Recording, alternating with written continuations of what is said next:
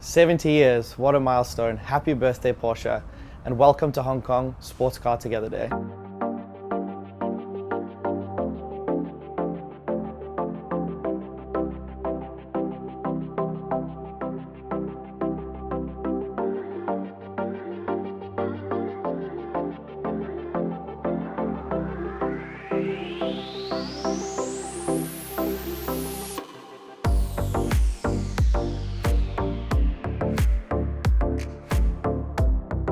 We are Jepson Motors Limited, so we have been here for 63 years. We're actually one of the oldest dealerships in the world and one of the largest dealer groups. And we could not be prouder to be part of Porsche's history throughout the 70 years. So to start off our tour, we have the beautiful 356. This car was actually one of 5 that came into Hong Kong on the first shipment in 1955. An all-round special model, just gets better to drive, and after 63 years, doesn't miss a beat. I'm sure you'd all have to agree that if James Bond was German, he would definitely be driving this car instead, the 356. What a car. Up next, we have a car that definitely doesn't need an introduction. This is the 918 Spider. This car is the pinnacle of Porsche technology, 887 horsepower, a hybrid system with 4 electric motors on each wheel. Out of all the cars we've seen today, the 918 leaves me speechless every single time. The more time you spend with it, the more lines you see, the more of aggressive stance you see, it just gets better and better. So up next we have the 924 GTS. This is a very special car, part of 59 limited production run models.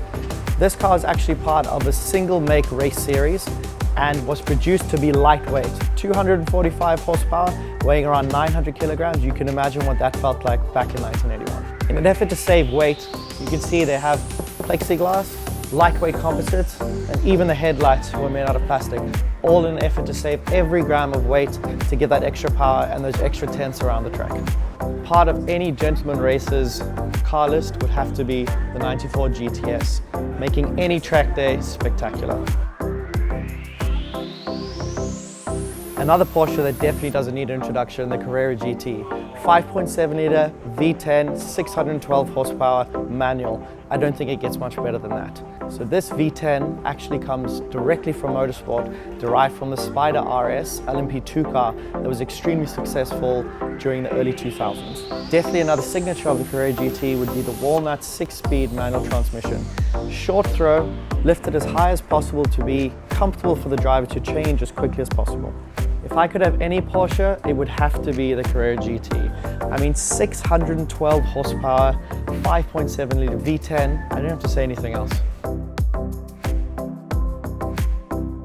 In the 1980s, Porsche released their first supercar, the 959. At a glance, looks like a 911, but under the skin, completely different. Bi-turbo, 450 horsepower engine, all-wheel drive, monster. The 959 technology was actually tested in one of the most demanding races on the planet, the Paris-Dakar, where this car drove through the desert and actually won overall during the 1980s. Driving this on the street, you would definitely put most modern cars to shame and would definitely surprise a lot of onlookers.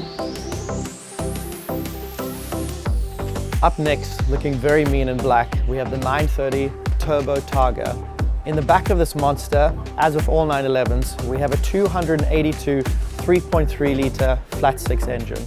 With many turbo 911s of this generation, there was also a lot of turbo lag, so customers definitely had to be very, very careful with a lot of oversteer in the wet and windy roads. I'm sure everyone that had to agree that this 930 Turbo Targa in black on the streets, you definitely feel like a bad boy from the movies. What a car. One of the last fabled air-cooled Porsches, the 993. With this specific one being the 993 Turbo S with 450 horsepower, 3.6 litre, flat 6 engine. One of the standout features of the 993 Turbo S were these hollow spoke alloy wheels, saving 11 kilograms of the unsprung weight of the car, increasing handling and performance at the same time. Beautiful. With this specific model being pastel yellow, it would definitely be on the list of any Porsche enthusiast. And believe me, to drive, it's even better than it looks.